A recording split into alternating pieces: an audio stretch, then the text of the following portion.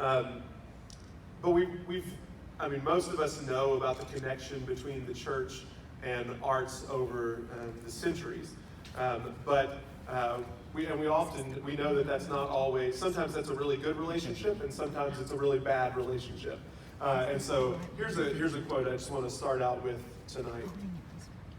He writes, "A case could be made that ever since the early 19th century, if not before, much of the finest art and music of spiritual and theological import, whether popular or highly cultivated, has been created without the church's blessing or indeed the church's knowledge." That's a pretty damning quote in some ways, and I think probably a pretty true quote in many ways. The arts had such a connection to the life of the church prior to the Reformation, and then those of us in the Protestant tradition, really there's a severing of the relationship between the church and being a patron of the arts and encouraging artistic creativity. Much of that comes back to Protestant reformers like Ulrich Zwingli, the Swiss reformer, who went in as an iconoclast and whitewashed entire churches. These churches that were painted from floor to ceiling with biblical narratives and stories. And he comes in and literally paints over top of all of it, and comes into these churches that have beautiful organs and other instruments and destroys them, burns them in many cases. And this is really a part of our Protestant tradition that Baptists come out of and we have to grapple with in some ways as we move into the 21st century and this really ecumenical period in the life of the Church Universal, where we are interacting with churches that may think and people who may think and act differently than we do, and maybe in different traditions, and we're realizing that there's a lot to learn from one another. And so that's part of the reason we gather this evening, is to celebrate this being made in the image of this creative God, but also to talk about how we support that sort of creativity and how we have also failed to support that kind of creativity. So we're going to look at both sides of that coin later on. I also want to say, before we turn to asking some questions, that in this day and age, I think we're really beginning to grapple again with the fact that artists are both called to be prophetic and speak a prophetic word, and paint a prophetic word, speak a prophetic word to us as the church, and really they have a priestly role. They help us to connect with God in a way that may be different than we are comfortable with or first do as our first language. And so I think we see in this day and age that the arts have a way to reach the masses and edify the masses in a way that sometimes preaching and speaking does not. And so I think that that's one thing that we can explore well tonight. So let's turn to a first question here. There's a mic down there if you guys want to pass that back and forth between the two of you, and I may need to turn that on if it's not. There you go. You got it? Perfect. Okay, let's start. Stephen, let's start with you. Would you just share a little bit about your background as an artist? What inspires you, how long you've been doing it, those kinds of things? Okay. Can you hear me okay? Yeah. That's great. My name's Steve DaLuz. I served for 25 years in the Air Force, but I began studying art back during the days when the Vietnam War was still raging, and all of us in those days were registered for the draft. I took a break after a semester of college and didn't re-enroll, along with a friend of mine. We were going to work for a little bit. He was drafted into the Army, and I decided, I want to really do that, so I joined the Air Force. 25 years later, I retired from it. The first 8.5 years I served as a medic, and I worked in an emergency room. So I was exposed to a lot of pain and human suffering that goes on, which I think has in some way informed some of my work in the course of what I think about when I'm making some of the things I do, having empathy for our fellow human beings. I returned after I retired in my early 40s back to school and completed a BFA in painting through UTSA after attending a couple years at San Antonio College, where I really got a very good grounding. See one of my former teachers here, Richard Arredondo, sitting there in the audience. I did return back to school then, and really have only been doing this professionally for about 20 years, I would say. And yeah, can you talk a little bit about the mediums that you work in? It was so fascinating. This morning we got to talk a little bit about some of the work that you've been doing. But I think that'd be an interesting. Well, after I had graduated, you're trying to, as an artist, you're trying to discover what your particular voice is, I guess you could say. And I was experimenting with lots of different mediums. I loved them all. And I decided that I wanted to work with a material that gave me extra light, at least the appearance of it coming from within the painting. And it all began with memories of walking with my father through a park and looking at the bronzes on statues and the good feelings I had spending time with him, traveling throughout the world as we did. We spent about 14 years in other countries. And so I was trying to emulate some of these patinas I saw on these statues. And so in the process, I began experimenting with different forms of metal, gold leaf, composition gold, copper, these kinds of things. And I was not getting the result I was after. But in the process, I started discovering that I could use the metal leaf to capture light. So I worked on a way to work with oils over the metal so that when light passes through it, it bounces off the metal and gives me more light that looks like it's coming from inside the painting. So that's one form of work. A process I kind of developed over a 4 or 5 month period of making a lot of disasters. And then I learned to work with encaustic, which is a little piece I have here is with that material. Can you all hear me okay?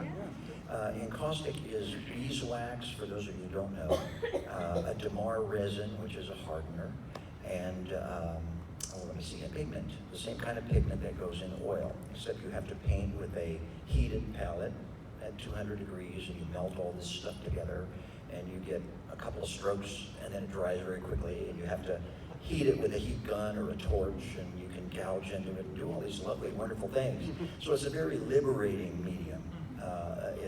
It is one that where I feel like taking a break from the intense observation required in oil painting to work in a more free fashion, a more liberated fashion, and allow the painting to kind of direct where it goes, and you have this little dance with it. And so it's a lot of fun. I also work in other mixed mediums, but those are the two primary ones. That's great. Tony stepped out for just a second, so he'll be back in just a moment. Okay.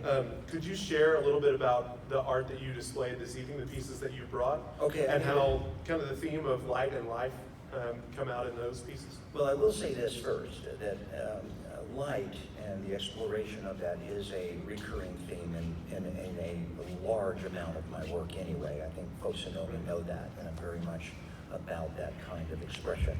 This particular piece is a little encaustic piece that I did in a workshop my first ever workshop that I held here in San Antonio the first part of this month over a weekend. And I was trying to express the sense of someone coming out of the darkness, coming out of the darkness and moving into a place of light. So there is that sort of spiritual component to the work, even though it just looks like a woman who's standing there with light hair and her hair is catching the light. And in fact, Nika, who's here, she is the resource imagery for that little painting, taken from some imagery over 10 years ago, I think. So, but the point of it was the idea of moving out of darkness into light, and that particular piece. Great. So, is that what you? Yeah, that's perfect. Yeah, Okay. Tony, let's hand it over to you. Would you just tell us a bit about your background and formal training, those kinds of, or your training, with formal or informal, and all those sorts of things? So, I'm Tony Crow, originally from Los Angeles, California. Moved here about 3.5 years ago. My background in art goes to when I was younger. My parents were art collectors. predominantly Western art collectors, and they dragged me around. I was the youngest apart from my siblings, my older siblings. So they would drag me around to all the museum shows and all the different galleries, and we'd go on trips. And so I was kind of surrounded by art my whole life. And kind of coming back to what your original statement was about the Reformation kind of changed the arts and got away from the church. I am a traditional Catholic, so I come from more of a traditional background of art, realism. A lot of my inspirations come from 18th and 19th century artists, and I trained at a school called California Art Institute, which was a school that was started for illustrators. So it was operated and ran by a guy named Fred Fixler, who started it, who was an illustrator from the 1950s, very a la Norman Rockwell type of work. So I studied there at the same time. I was studying to be a graphic designer in college, which is what my degree is in. And all along I was studying how to draw. I was doing it with the intent and purpose of wanting to design movie posters, which is what I ended up doing. I ended up in the entertainment industry in LA. I worked for MGM Studios. I worked for Sony Pictures as a creative director in the advertising realm. And then of course, all the while, when I come home at night, I was drawing and learning how to paint. So I studied drawing under Glenn Orbick, who was a very famous comic book illustrator and novel book cover illustrator. And the training that I got was such that I was able to teach myself how to paint. And my father and my brother, my older brother, are both painters, so I got a lot of help from them. But the strict drawing program that I went through was such that it was basically how to teach yourself, how to draw. They would give me the tools and the methods and the materials to really take and practice at home. So a lot of what my background of art and my influences come from seeing illustrations and of course a lot of religious art. Yeah. My parents also collected a lot of very classic looking imagery from the church. My parents' house is littered with paintings from the 18th century of crucifixion scenes and that sort of thing. So it's kind of what I grew up looking at. Fast forward to today, I moved to San Antonio to run the Capini Academy of Fine Art, which is, if you don't know what it is, it's a great little art school up in Olmos Park, not too far from here. It's within a mile from here. I left that since and work back in advertising again here in the city. But I still teach there. I also teach at UIW. But getting back to the concept of how my work, I like to say there's an old saying of there is no market for the Sistine Chapel anymore. And that's the life of an artist now. When in those days, even up to the 19th and early 20th century, you were a rock star, you were a major person of stature if you were an artist. These days, it's a completely different story, right? To say the least. So basically, that's kind of what I deal with these days. And I can move right into what talk about the piece. So I have two pieces. One is called Tempest, which is on the back table back here. And then I have a small one in the I don't know what you call that room, the little round room that's out the front. hub is what it's hub, called. yes. I have a little one. It's in a Renaissance frame. It's a small gold painting. And that painting is called Messenger. And that painting is the image of the angel that comes to our Lord's mother, Mary, when she's telling her, you are going to bear a son who is the Son of God. So that is the point of view of what she sees.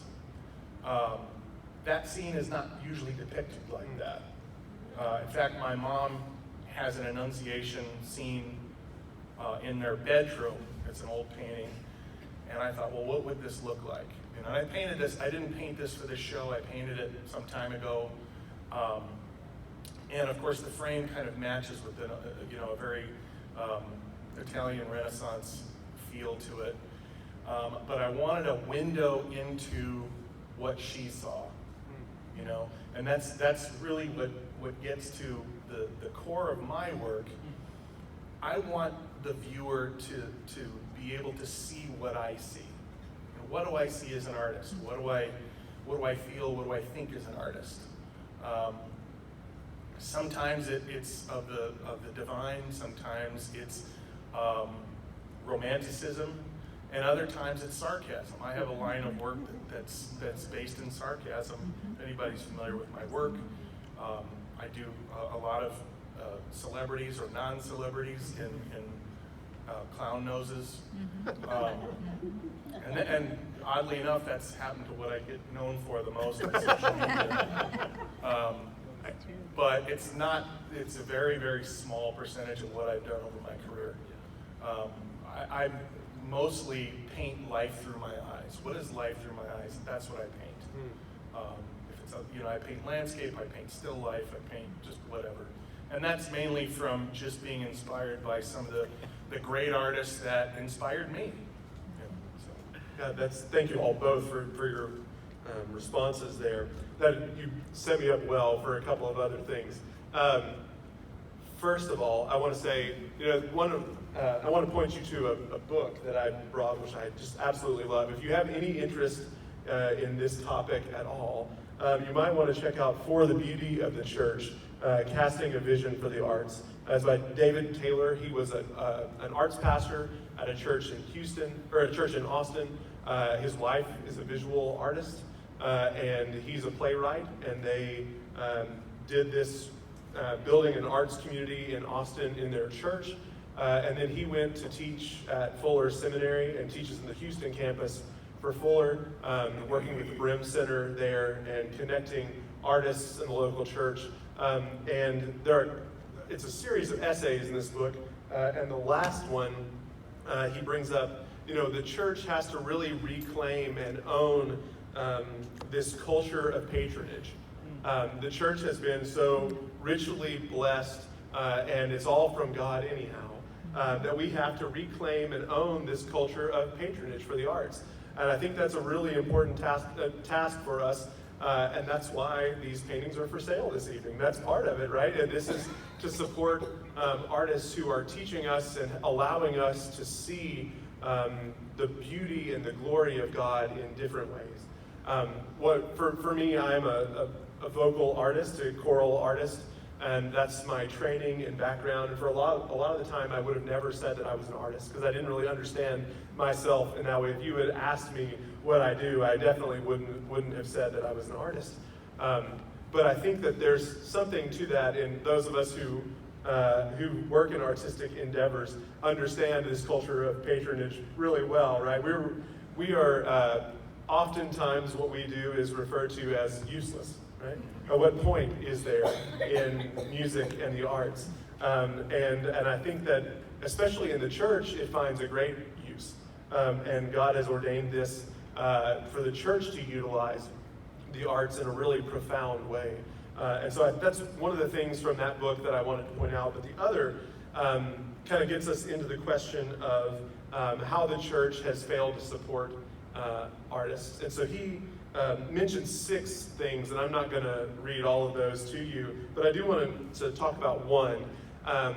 And tonight we did give a scripture passage from John chapter 8, and I'll read that just really quickly. John chapter 8, verse 12, I am the light of the world. Whoever follows me will not walk in darkness, but will have the light of life. And if you looked at most of those out there, you probably and didn't know that that's the scripture verse we had given out, you probably wouldn't have made that connection in many places. And one of the things he points to, he says that we've often reduced the arts to their utilitarian purposes. So here's a quote from David Taylor that I just think is beautiful. He says, in some Christian circles, art must have a Bible verse attached to legitimize it. Others say that it's only good art if it's Christian art, that is, if it's used as a vehicle for evangelism. But if we go down this road far enough, we'll begin forcing Bach's violin concerto in A minor to include vocal enunciations of Jesus' name in order to be God-honoring classical music. If we believe that beautiful things cannot have their own justification for existing, then we might as well say that cherry tomatoes need to be used for evangelism in order to be worth producing. And I think we talked about this, we reduce the arts specifically in the church so often to depicting biblical scenes and solely just to depict them, not to be this window into the divine, kind of as you might think of an icon or something in that way. But could you all speak just a bit to how maybe the church has not supported artistic endeavors and downplayed the role of artists? First, go ahead. It's a heavy question, I know. Okay. We're not trying to open up wounds Well, here, but it's For me, I'll tell you about what I do. So I am a parishioner of Our Lady of the Atonement Catholic Church, which is up on the north side, northwest side, I should say. They are a former Anglican community that became Catholic in the 1980s. The former pastor there is a major lover of classical arts. So the whole church looks very traditional. It's a beautiful church. If you've never been up there, it's just beautiful. I do a lot of artwork for them, but I don't necessarily get paid for it. And that's fine, because it's part of my, it's part of how I minister to the church. It's the ministry, is the arts for the church I take on as a ministry. So I do it for them, because I'm also a member of the Knights of Columbus. So it's part of how I give back. But the church in general, and I'm only going to speak about the Catholic please Church, do. Yeah. because I don't know anything about it. But the Catholic Church in general, in the time of the 1960s, they embraced modernism. And modernism came in also with the arts as well. And it really changed the landscape of everything art. And but what I believe is, I believe that the images that were created for the church prior to modernism really assisted in the evangelization of people. You know, brought them if anybody's been to Europe and they've been through either the Vatican, or they've been through some of these old churches, or if you see, if you're standing there in front of a Velázquez, or if you're standing there in front of a Caravaggio, you really feel like, okay, something's a higher power that's calling me. That's what art does. That's what art has done.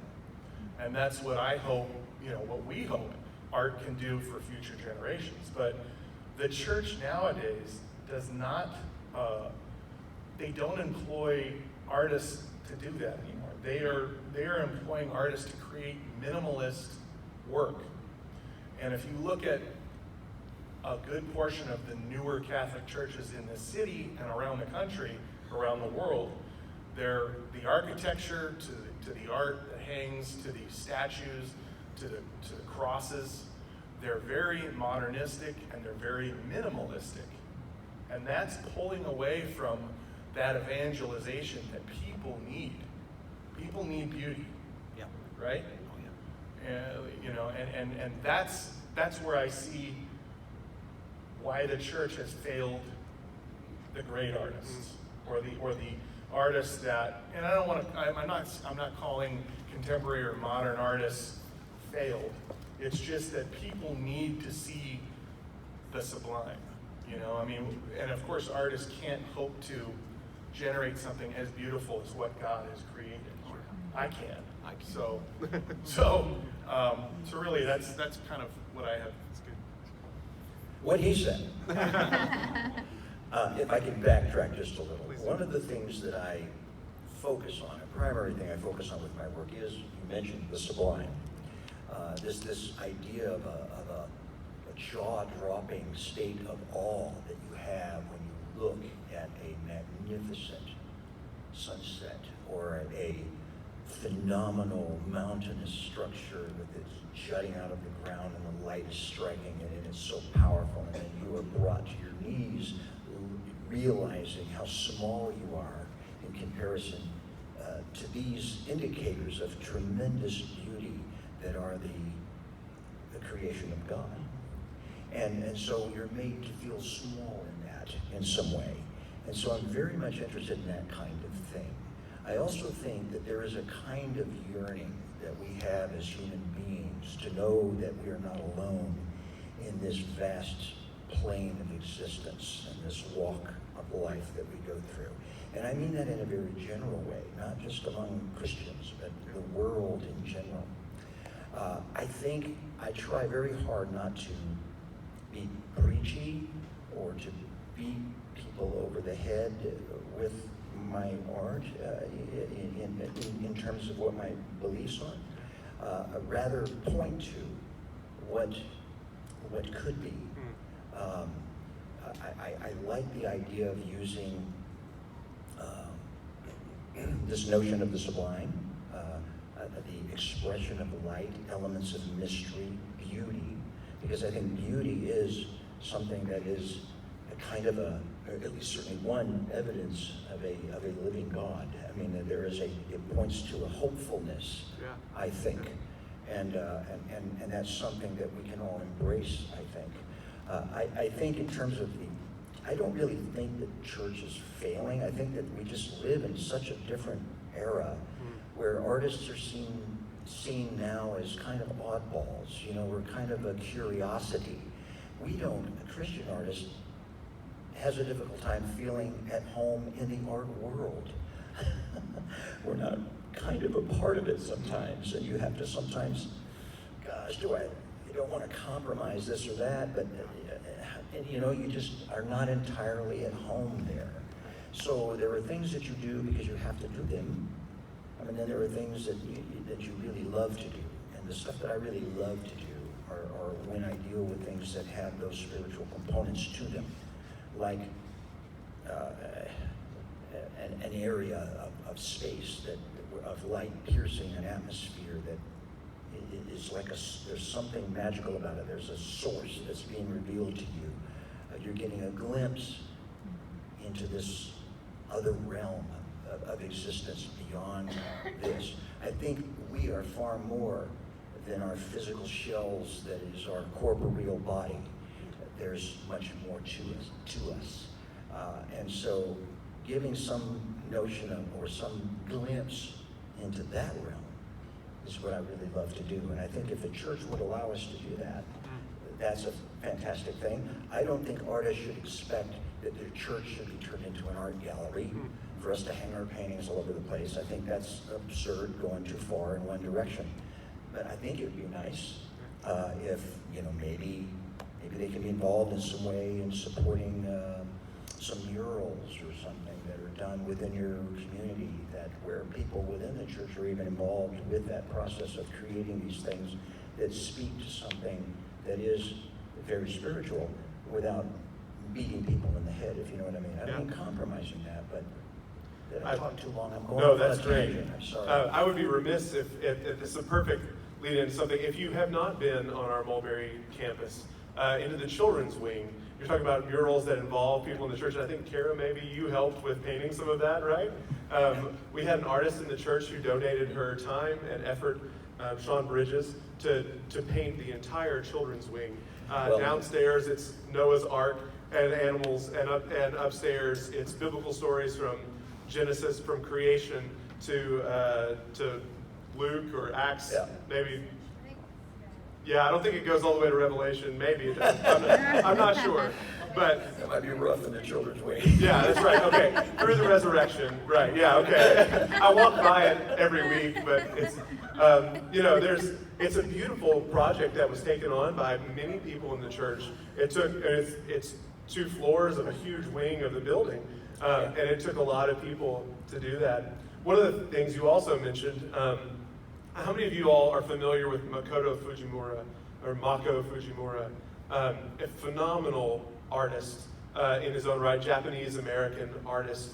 And he just recently released this book called Culture Care. But he's done a lot of speaking and about Christianity, the arts. And one thing you said reminds me of a passage I just read earlier this afternoon, again, as I was looking back at this book.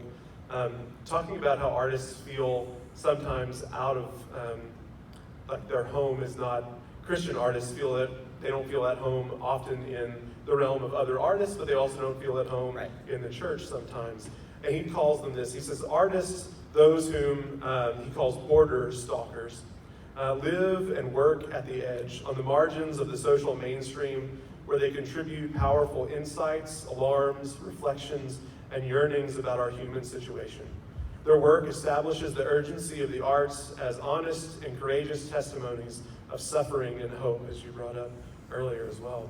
Artists who do this work because of the generative influence of their Christian faith can be wellsprings of honesty and courage in these vital tasks. Talking about that not quite being at home in different realms. Did you have anything else? I'm sorry if I cut you off. No, I'm going to turn it over to Tony. Then let me ask one last question, and then we'll open up for a few other questions if we have just a moment left, which I think we will. If we were to just imagine and look into the future a little bit here together, what are some ways you might imagine the church partnering with artists and creatives of different visual artists, but maybe people of different mediums as well? We did mention a little bit of that, joining in on corporate sort of projects, but are there other ways that you might suggest? I think it's always in the best interest of any church. I mean, because their primary functions are to evangelize to people the Word of God. So any church should be invested in the idea of bringing in an artist to depict something that is touch points of that evangelization. Is it to bring awareness to battered women, or is it awareness of homelessness? Things that Christ would consider important, to remind people that these things are occurring. Because there are many artists who depict that, but they're not always generated by a church. So I think that's one way. The Catholic Church always does a lot of commission work with either painting great saints or the past popes or bishops or somebody that's of note within the church, or great scenes of the church, or that sort of thing. So that's kind of what they do now, but I think bringing an awareness to the issues that they hold dear most would probably be most beneficiary to it. That's helpful. Yeah. What he said. I think that it's great. I think you can use artists more within the church. You can use them. Yes, it's funny you should mention, I am going to be painting murals in our children's wing at the church there I go to this summer with a group of other people, trying to pull in other young people to help with it. We'll design it and then we'll do it. But anyway, having said that, I like the idea of looking at things that maybe transcend the here and now with regard to some work that can be used. I think a lot of churches now have, audio-visual stuff. I think artists can be utilized to help with some of the imagery and such that can sometimes evoke a feeling or even tell a story without words, that for those who maybe are more visually oriented, I guess you could say, they can help to amplify something in a message and that kind of thing. They can literally be put to use for that. But now we're touching on an area where artists can be grabbed to do all these things, and then again, maybe what they're doing isn't really appreciated. And I'm not suggesting that they need to be paid for all these things. Most artists who belong to a particular church are going to volunteer their time and effort and energy to do those things for their congregations. I know that, and I would expect to do that. I don't want a dime to do anything for this mural down there. If they supply the materials, we'll do it, that kind of thing. Yeah.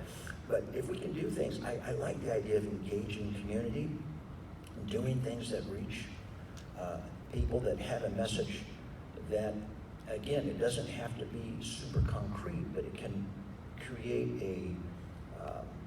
an atmosphere, a feeling that points to a hopeful future. Do you know? Yeah. I mean, all you got to do is turn on the news, and I mean, my ears bleed from the division and the stuff that's out there.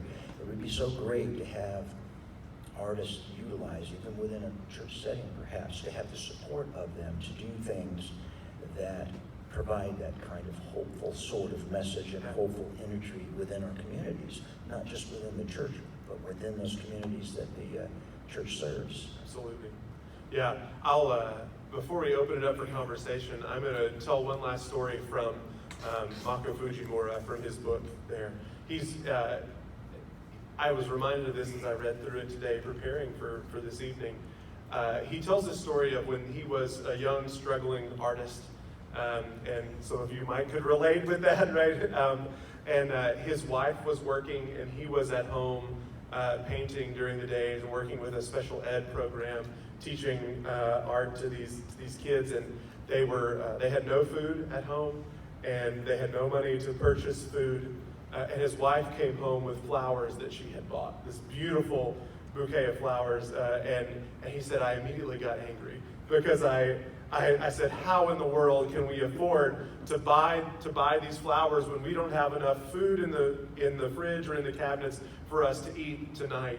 And then he was reminded of exactly that. We need beauty and hope in our lives, and sometimes that's enough to get us through into the next thing. It doesn't replace meals in your belly, but we need that sort of hope that you're talking about. And I think artists have a way of seeing that in a different way and helping us, those of us who may not see the world in that same way, to see that beauty in it. So let's in our last 10 minutes or so, open up for a couple of questions from you all, for these guys, or any of our other artists who are out here and sitting amongst the group. And I can bring a mic to you if you have a question.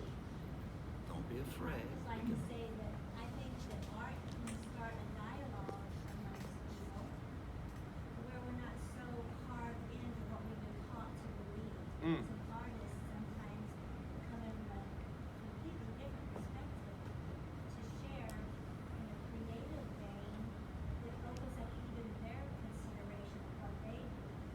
I've been in so many communities as I've traveled. I worked my lifetime as a painter full time, and I would be in Aspen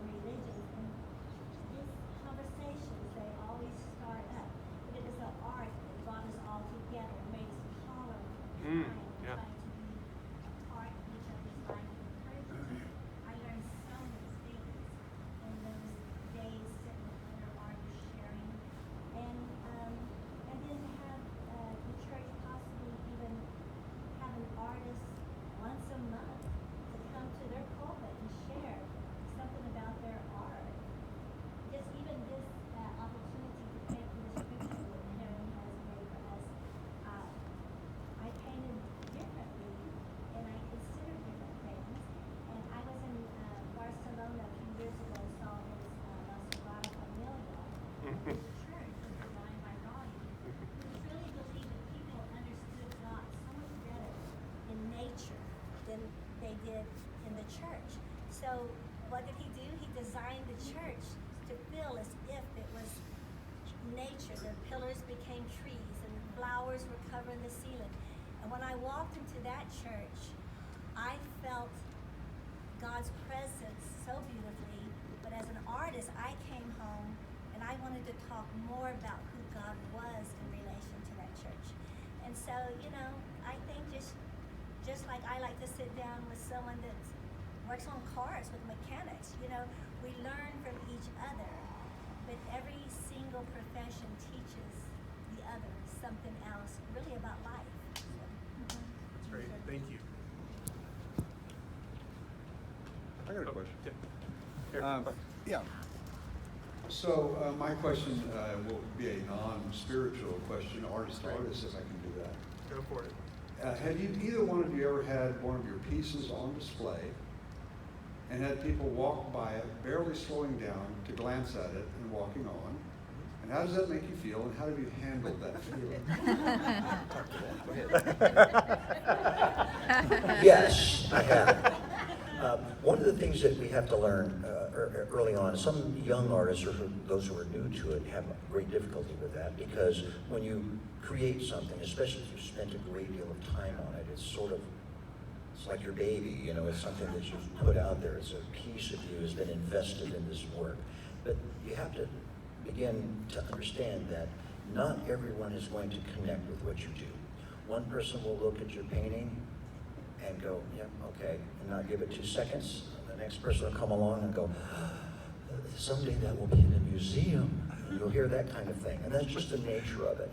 And so you can't get overly wrapped up in that and get, you know, all bent out of shape over it, because it's going to happen. Everyone, as many people as are in this room, everyone has different tastes regarding with what they would like to live with in their own home as far as a piece of art goes. And so not everyone is going to connect with what you do, and you can't take it personally. You just have to understand that not everyone connects with what it is that you're doing. Someone else who does something maybe very abstract over here is what that person is going to salivate over and just go gaga over. And that's okay. That's all right. And you just deal with it and you move on.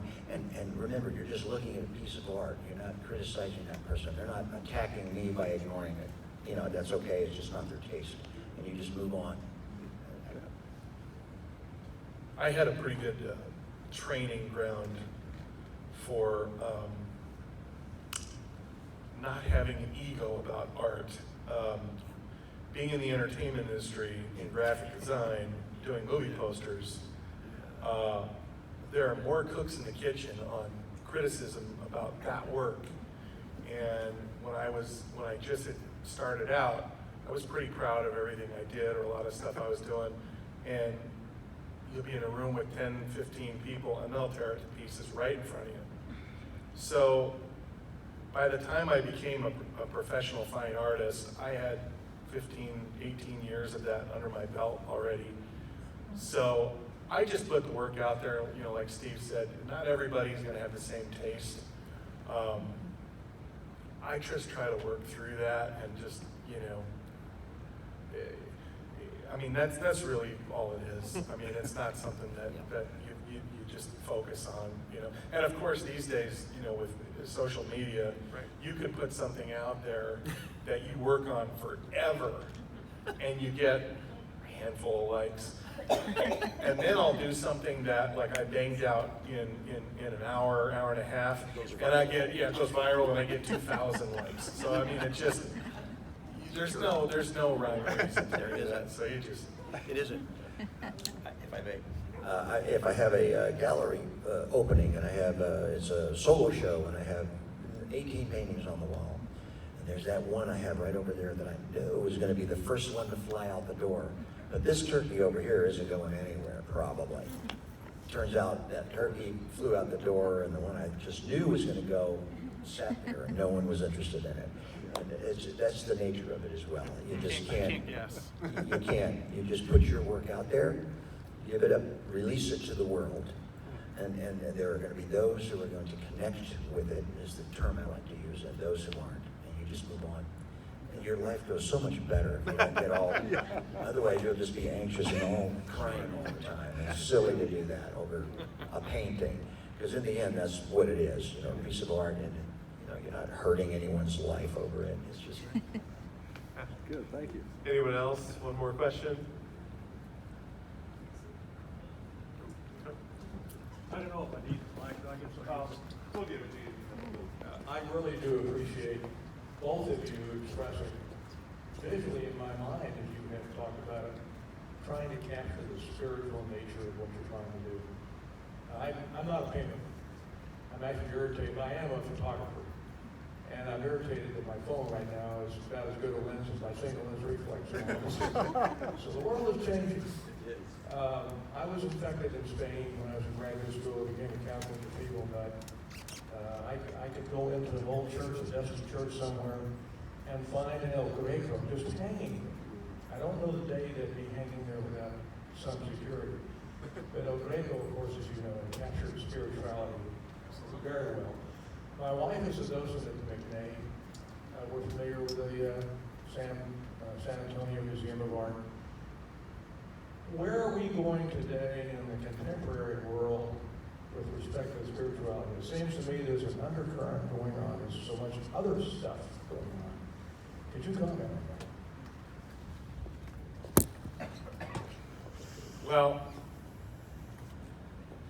I'm starting to see a little bit, again, I'm speaking from the Catholic Church side of things, because I notice this stuff. I know, when from the publications that they print, the hymnal books, or the daily, and Sunday hymnal books, every quarter they come out with a printed missalette that goes to all the Catholic churches in the country. And I'd say for about the last 20 years, the covers were very abstract images of, you could sort of make out a cross, or you can sort of make out a, something spiritual. And then I've noticed in the last 3 years that same book that they print, the Catholic Church prints, is starting to go back to traditional paintings. And that is not just happenstance. So they're starting to get wise again, because, like I said, people need the beauty of God for evangelization. They don't need the watered down modernistic version. Now, I'm not to say that modernism doesn't have its place. There's a lot of modern artists that I love, a lot of abstract art that I love. It's great. But the church, to evangelize, to speak to somebody, people have to be able to relate. If you go into any, it's hilarious. In Los Angeles, at the LA County Museum of Art, I was in there one day and just cruising through the modern wing just to see what was there. And this big group of kids comes through, a big school group of kids. And of course, there's the typical canvas on the wall that's just white. Right. Yeah. And so the kids come by and they all look at it and they go, well, I can do that.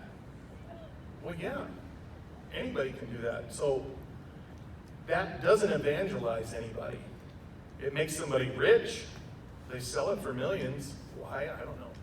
But again, I think that at least in terms of the Catholic Church, I'm very happy that they're starting to use imagery that will speak to people. Well, you're right. There is conceptual kind of art that's out there. There's postmodernism kind of work that's out there. There's work that is very nihilistic. And I think as an artist, I don't have to be a part of that. I can choose as an individual artist to create those things that do have the spiritual components embedded within them. And I think, as Tony was saying, there most definitely is a resurgence, however, in an appreciation for beauty and for skill and for figurative art is reappearing. I think there's room for all of it. There's room for wonderful abstraction. There's room for work that's just evocative in in many different ways. And you can still have spirituality embedded within those works, because they can, I don't know, I'll look at a painting sometimes, and I know you can relate to this, I hope. You look at it, and maybe you don't even fully understand it, but somehow it's speaking to you, it reaches you, it hits you viscerally, and it's evocative, and it's, you know what I'm saying. Sometimes you can look at a painting and you're almost moved to tears, that it's just so beautiful, you know, so fabulous. Doesn't happen often, but it sometimes can happen. I think that we're starting to see more work like that. You're probably not going to see it in the big auction houses, the white canvas that goes for millions. That really isn't artwork. To me, it is a commodity. These are things that are bought and traded like stocks and bonds and things like that, so that people who have tons of money have some place to launder their money or to get tax breaks and all this kind of stuff. I hate to say it, but it's true. So there's an awful lot of that goes on, where you have to view that blue chip stuff as a commodity. Most of us can't touch that. $300 million for this and that. For, you know, somebody who's spitting on a canvas. And I can't, it doesn't connect with me. It might with someone else, but it doesn't. But I'm happy to say and encouraged that that there is most definitely a move towards seeing work that is much more approachable and much more, and you can't expect all artists to create work that is spiritual in some way. They're just not going to. It isn't where there are. But there are some of us who are very much interested in that and can do that and choose to do it and will do that. And you know what I found? There's a big, hungry audience out there for it. I will tell you that. I will speak from experience. The people want it. There are people out there, they're thirsting for it. They are. And that's encouraging to me. So, anyway. I got one more point about, so I think the other reason, the important reason that they go back to more traditional work that speaks to people, I think they're doing it to speak to children. Because, you know, when a child sits down and draws or paints, they always try to depict something representational. They don't sit down and draw abstractly. So, you know, adults can wrap their head around, or maybe not, but adults have an easier time wrapping their head around something that's abstract or mildly abstract. Children and young people can't. So they're the ones that need to have their jaw drop for just the survival of the church. Because if you don't get the kids, forget it. You can close the churches now, because, I mean, they won't survive. So kids need to be evangelized through good art. Thank you, guys. Let's give them a round of applause. Thank you for sharing so much. This whole night has just been incredibly encouraging, and so thank you all for being here and being a part of that. I think Karen is still out there Just looking away. helping clean up and all of that. If you did want to